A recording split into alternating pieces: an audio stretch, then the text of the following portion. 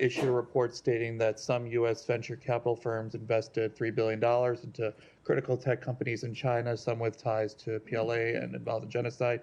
What's your reaction to that? And has the Biden administration taken actions in the past to curb investments going into China, and does more need to be done? I have not seen that report, so I do not want to comment on the details of the report. But of course, there are U.S. statutes that prohibit the U.S. companies from doing business with companies that are engaged in genocide. And in addition to that, on a separate note, I will say that the U.S. has opposed a number of investment restrictions as it relates to China. Geeta, go ahead. Thank you. Thank you. Matt, two natural gas pipelines blew up in Iran today, and the officials have called it as sabotage work. I was wondering if the Biden administration has any theory of its own on the cause of these explosions. I've seen the reports, and I just don't have any comment on them. When earlier, one of the proxy groups of Iran attacked Tower 22 in Jordan, which led to the killing of 3 American servicemen, the Biden administration said that they were going to retaliate. Is it safe to assume that the retaliation will only be military or otherwise? I don't want to speak to that. We have made clear that some of our responses would be seen and some would be unseen, and I think I'll leave it at that. Go ahead. Thank you very much. Russian Ambassador Antonov said last week that he held meetings with U.S. officials, including at the State Department, and that he discussed with them the crash of the cargo plane, the Russian plane with Ukrainian prisoners of war in the Belgorod region. And he said that U.S. officials showed interest in considering Russian proposals on investigating the incident. Sorry, go ahead. Can you confirm that the U.S. is ready to investigate the incident? I cannot. I'm not aware of those meetings or able to comment on them in any regard. We obviously have an embassy in Moscow that does at time engage with the Russian government, but I don't have any readout of those meetings. One more question on the same issue. Vidant said last week that the U.S. doesn't consider Russian claims about the incident as credible. At the same time, the New York Times reported last week that some U.S. officials admit that it was Ukraine that shut down the plane using a Patriot missile system. I seldom want to comment on claims made anonymously in any outlet, but we continue to engage with the Ukrainian government about this question. We've seen their public comments, and we engage with them privately about it as well. Go ahead. During the hostage negotiations, we see there is some obstacles. From your perspectives, which party is more flexible for making these deals happen, like Hamas or Israel? Because what we see in the media, that Hamas submitted a full proposal, but we see Netanyahu is kind of a stubborn guy somehow. How do you assess this? And the last question related to the Rafah, we see many protests in Karm Abu Salim border, Israeli people preventing many aids to get in Rafah from their side. What is the action that you can take to facilitate this? Are we going to put some sanction? What real effort that you do to convince the Israeli government to let this protest stop and let this humanitarian aid get in the Rafah? So with respect to the first one, I think the only way I'll answer that is that in the response that you saw come back from Hamas to the proposal that was put forward by the government of Israel and other countries, you saw a number of issues that were obvious non-starters. For example, the status of Al-Aqsa is not going to be resolved in a negotiation over hostages. And I will leave it at that. With respect to the second question, I will say we have seen the government of Israel take steps to keep Kerem Shalom open. They've declared the area around Kerem Shalom a military zone. The IDF has moved forces in to police that crossing to ensure that it can stay open. So much needed humanitarian assistance, including humanitarian assistance that was supplied by the United States, can continue to flow into Rafah, and we think that's important to do it. It is extremely unfortunate that at times that crossing has been blocked. We have engaged with the Israeli government and made clear that it is the position of the United States that it ought to be that it ought to remain open, and they ought to take whatever steps they can to make sure that it remains open. And we're glad that they have taken those steps. Go. I'll come to you next, Said. Thank you. Good afternoon, sir. I have a couple questions on Gaza.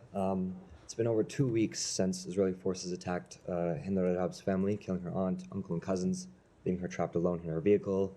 We heard her pleas to the Red Crescent Society. 2 medics were sent, all to be blown up allegedly by Israeli forces.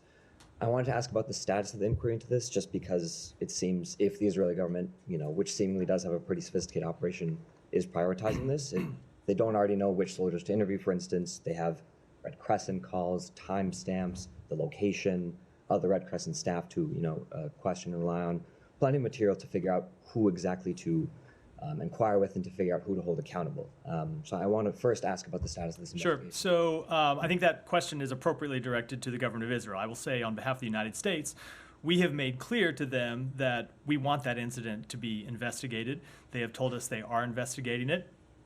It's our understanding that investigation is not yet complete. Should direct questions to them about where it stands, but we want to see it completed as soon as possible. And as I said from this podium several days ago, if accountability is appropriate, we want to see accountability put in place. I'm going to follow up to that before the second one. Was just similarly with regards to Al Jazeera cameraman Samir Abu Daqqa being left to bleed out, while Israeli forces reportedly stalled medics from reaching him.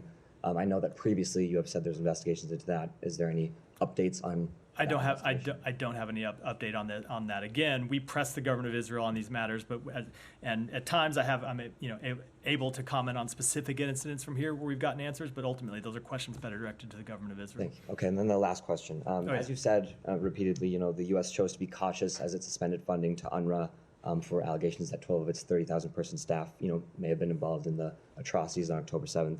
And as you described yesterday, that's kind of standard U.S. policy to have this type of caution with all sorts of entities. But, as our colleagues have asked you over the past few months, there have been broad and specific human rights violations that we've been concerned about, human attacks against hospitals and churches, targeting people with white flags, both Israeli hostages and Palestinians, torturing Palestinians, and now, of course, this attack on Hinds' family and then leaving her to die horribly. And so I'm wondering, on all this, you've said we're looking into it and Israel is investigating, but in each of these cases, the U.S. doesn't seem to be as cautious with its money and support as it is with UNRWA. It's to the point that the ICJ and the U.S. court both say Israel may be plausibly committing genocide.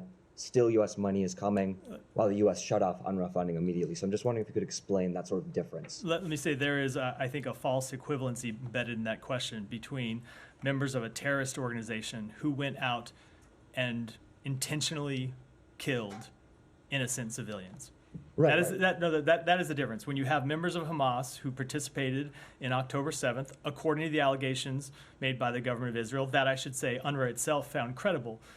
Those are allegations that UNRWA found credible of people intentionally participating in a terrorist action to murder civilians. That is different than a military campaign conducted in an environment where that terrorist organization hides behind human shields.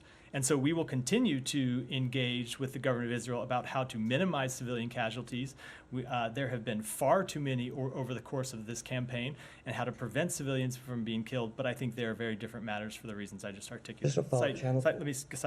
I'm going to have to wrap in a minute to go to a meeting. So, Secretary Anthony Blinken yesterday spoke about hostile diplomacy and as an international security threat and so on. I want to ask you, the Israelis have arrested roughly 5,000 Palestinians from the West Bank, not in Gaza, from the West Bank. Almost none of them have been charged with anything since October, and no charges. What do you call this? I mean, they come in the middle of the night, they take young men and women and so on. Many are children, as a matter of fact, 12, 13, 14 years old and so on.